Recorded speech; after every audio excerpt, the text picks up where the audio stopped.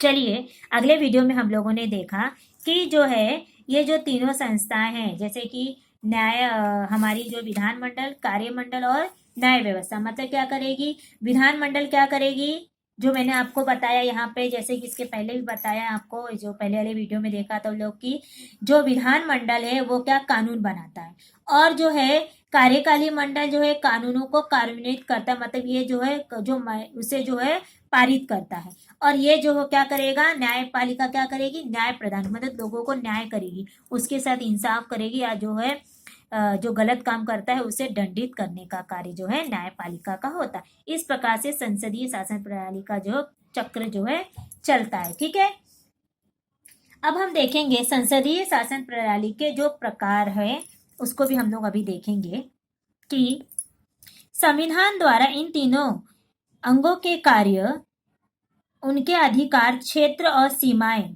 तथा तीनों अंगों के परस्पर संबंध निर्धारित किया, मतलब ये तीनों जो है तीनों का संबंध जो है निर्धारित किया जाता है, दोनों एक दूसरे पर डिपेंड होते हैं। यह संबंध किस प्रकार के हैं, इस प्रकार शासन जो है संस्था का स्वरूप निश्चित होता है। इसी के आधार पर शासन प्रणाली के बने प्रमुख दो अंग हैं। ठीक है, अब हम देखेंगे कि संसदीय शासन प्रणाली और अध्यक्षीय शासन प्रणाली में क्या अंतर है। ठीक है, अभी हम देखेंगे कि जो हमारा ये संसदीय शासन प्रणाली और ये जो है इसका मतलब क्या, हम दोनों को अंतर है, ये दोनों हम देखने वाले हैं। तो उससे पहले अगर मैं आपको बता दूं कि संसदीय शासन प्रणाली और अध्यक्षीय शासन प्रणाली जो है, ठीक है, जैसे कि अगर मैं देखूं दिए शासन प्रणाली और दूसरा हमारा क्या है, अध्यक्षीय शासन प्रणाली। ठीक है,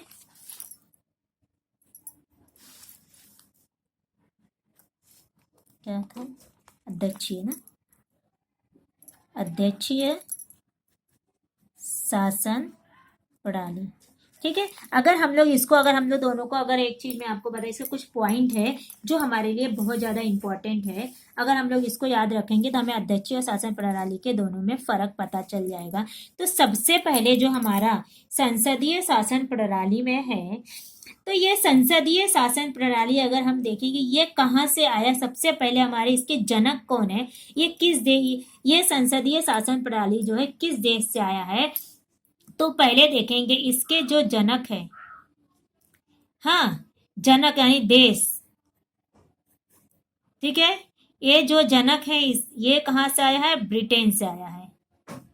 ठीक है, ब्रिटेन है। और जो है ये अध्यक्षीय शासन प्रणाली का जनक कौन है, कौन सा देश इसका जनक है, ये जो है अमेरिका। ठीक है, अमेरिका जो है इसका जनक है। ठीक है, संसदीय शासन प्रणाली का जनक यानी कि जन्म कौन से देश से हुआ, ब्रिटेन से हुआ है, और या इसे ब्रिटेन भी बोल सकता है या इंग्लैंड, ठीक है, बोल सकते हैं। और ये जो है अध्यक्षीय शासन प्रणाली का जन्म किस देश से हुआ, अमेरिका से हुआ। ये जो पहला पॉइंट हमें याद रखना है। और जो हमारा सेकंड पॉइंट आएगा तो देखेंगे कि जो इसमें जो है क्या होता है, विधायकी विधायकी और जो है हमारा कार्यपालिका, इसमें जो है कार्यपालिका जो है ये जो होता है एक दूसरे से जुड़े होते हैं।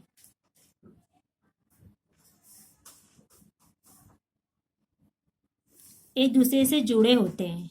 ठीक है, समझ में आया। इसमें जो है विधायक मतलब विधानमंडल और कार्यपालिका जो होता है एक दूसरे से इनका कनेक्शन होता है, लेकिन कहा जाता है कि और इसमें जो होता है, इसमें जो है ऐसा नहीं होता है। इसमें जो होता है, इसमें जो है लिख सकते हैं विधानमंडल और कार्यमंडल। ये इसमें कार्यमंडल जो है एक दूसरे से अलग होते हैं, यानी क्या होते हैं, पृथक होते हैं। ठीक है, पृथक होते हैं, मतलब ये दोनों एक दूसरे से नहीं जुड़े होते। इसमें क्या होता है, विधायक जो है कानून बनाता है, और क्या होता है, कार्यपालिका जो है लागू करता है, और जो न्यायपालिका जो है दंड देती है ना। लेकिन ये तीनों जो होते हैं ये विधानमंडल, कार्यमंडल, और जो है दूसरा हमारा क्या था, न्यायपालिका। न्यायपालिका जो है,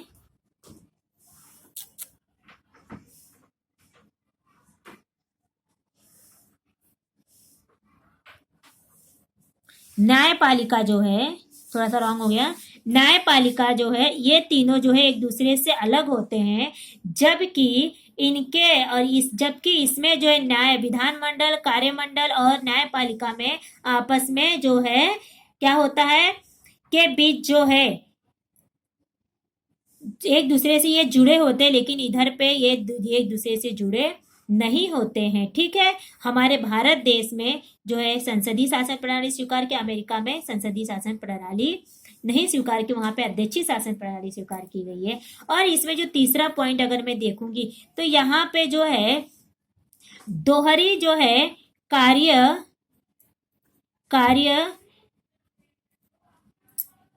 पालिका है। ठीक है, दोहरी कार्यपालिका है। और यहाँ पे अमेरिका में जो कहा जा सकता है कि यहाँ पे जो है एकल जो है, यहाँ पे जो है एकल कार्य प्रणाली है,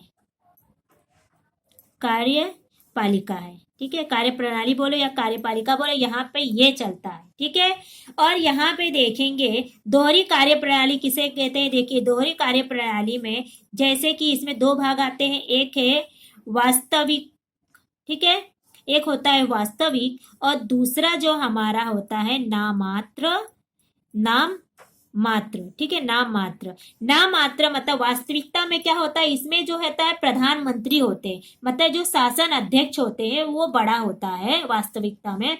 और नाम मात्र में किसमें होता है, यह कार्य प्रणाली में जो है राष्ट्रपति होते हैं, इधर पे प्रधानमंत्री होते हैं, यहाँ पे कौन होता है, प्रधान मंत्री होते हैं, और यहाँ पे राष्ट्रपति होते हैं। ठीक है, राष्ट्रपति होते हैं को कहा जाता है। ठीक है, नाम मात्र मतलब इसमें कैसे होता है कि यहाँ पे वास्तव में होता है, लेकिन ये राष्ट्रपति का जो होता है नाम मात्र, इसको जब चाहे तब हटा सकते हैं। अगर बहुमत हट गया उनका तो उनको उनका कार्यभार जो है सीमित नहीं होता है। आया समझ में इतना। और यहाँ पे जो है, यहाँ पे अगर हम देखें एकल कार्य प्रणाली का जो यहाँ पे है, यहाँ पे सिर्फ जो है राष्ट्रपति होता है।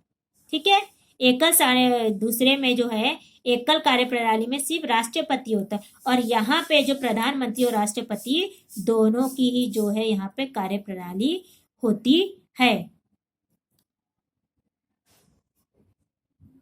आया समझ में, ये यहाँ पे हमें देखना है। अगर हम उसके बाद देखेंगे तो इसके बाद अगर हम लोग चौथा पॉइंट हम लोग देखेंगे दोनों का, तो जैसे कि यहाँ पे जो है कार्यपालिका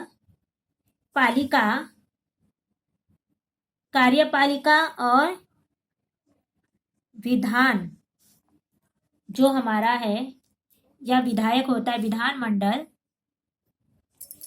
के प्रति, इसके प्रति क्या होता है, के प्रति जो है उत्तरदायित्व क्या होता है, इसमें जो है उत्तरदायित्व होता है, इसमें उत्तरदायी शासन प्रणाली पाई जाती है।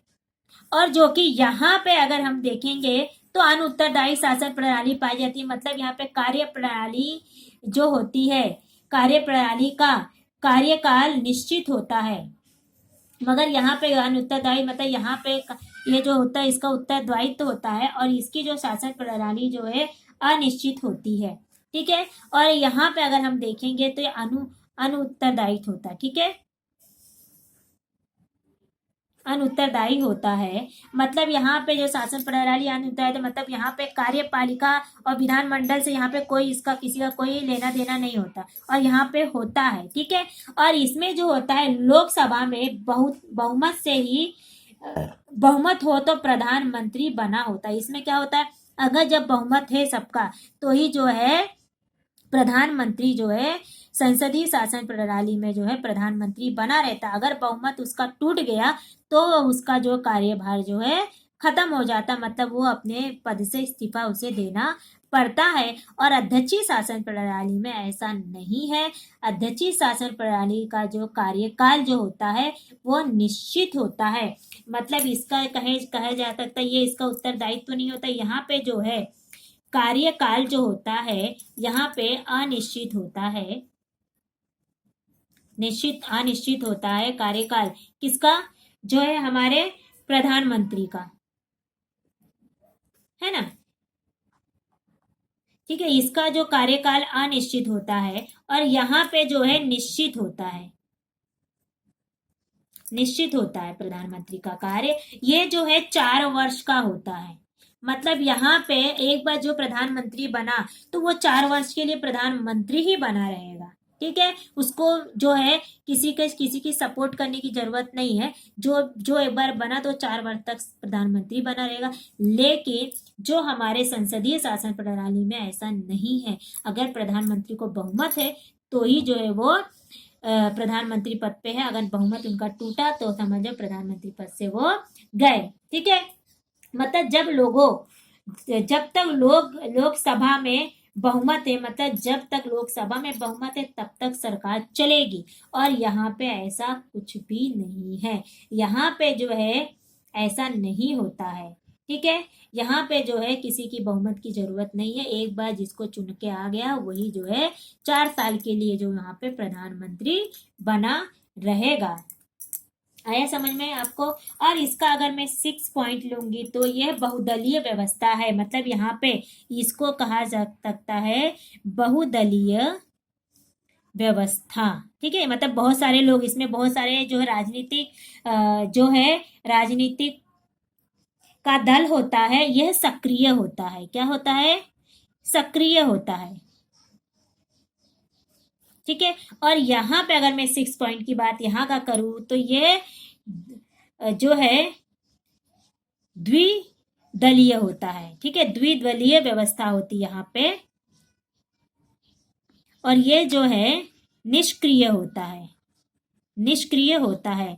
निष्क्रिय होता है मतलब क्या? यहाँ पे जब चुनाव आता है, विधानसभा लोकसभा, ठीक है, जब भी यहाँ इसका चुनाव आता है तभी नहीं कि जो इसके राजनीतिक में जो जो राजनीतिक दल के लोग हैं उन लोग जो है सक्रिय रहता है, ऐसा नहीं। यहाँ पे जो है चुनाव हो जाने के बाद भी जो है लोग जो है सक्रिय रहते हैं। उनका जो है कभी धरना हुआ या कुछ हुआ, किसी ना किसी के चीज को लेके जो राजनीतिक दल वाले लोग हैं वो इशू करते रहते हैं। और जो द्विदलीय व्यवस्था होती है यहाँ पे सिर्फ 2 दल ही होता है।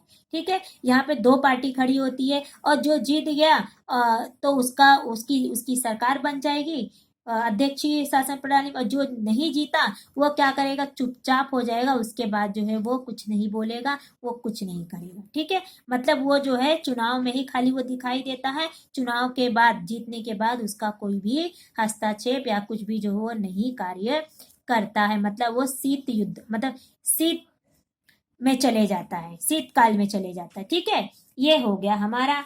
अगर मैं आप बात करूं, ठीक है, ये हो गया हमारा। अब इसके बाद मैं 7वां पॉइंट करूं कि बड़े देश के लिए, ये जो है मैंने आपको पहले बोला कि ये जो है बड़े देश के लिए जो है, देश के लिए क्या है? उपयुक्त है, उपयुक्त है। ठीक है, बड़े देश के लिए उपयुक्त है और ये जो है छोटे देश के लिए, छोटे देश के लिए जो है सफल है। ठीक है, ये बड़े देश के लिए सफल है, छोटे देश के लिए। ठीक है, ये संकट काल में जो है, ये जो है संकट काल के समय ये असफल रहता है और ये संकट काल के समय सफल होता है। आया समझ में इतना आपको? क्योंकि संकट काल में इस समय डिसीजन लेने में जो है बहुत सारे, जैसे कि उसको विधानमंडल से न्यायपालिका का सभी लोगों का इधर सहमत होता है। यहाँ पे जो अकेले को डिसीजन लेता है, इसलिए वो कोई भी डिसीजन तत्काल ले सकता है, उसमें किसी और की हस्तक्षेप नहीं होती है। और इसमें जो है अलग जो बहुमत वाले लोग होते हैं उनका भी यहाँ पे हस्तक्षेप होता है। इसलिए यहाँ पे जो है किसी भी डिसीजन को लेने पे संकट काल में जो है उसे संकट उत्पन्न होता है। और यहाँ पे ऐसा नहीं होता है क्योंकि यहाँ पे बहुमत नहीं होता है, वो अपने से ही आता है। ठीक है, यहाँ तक मुझे आशा है कि आप सभी को समझ में आ गया होगा।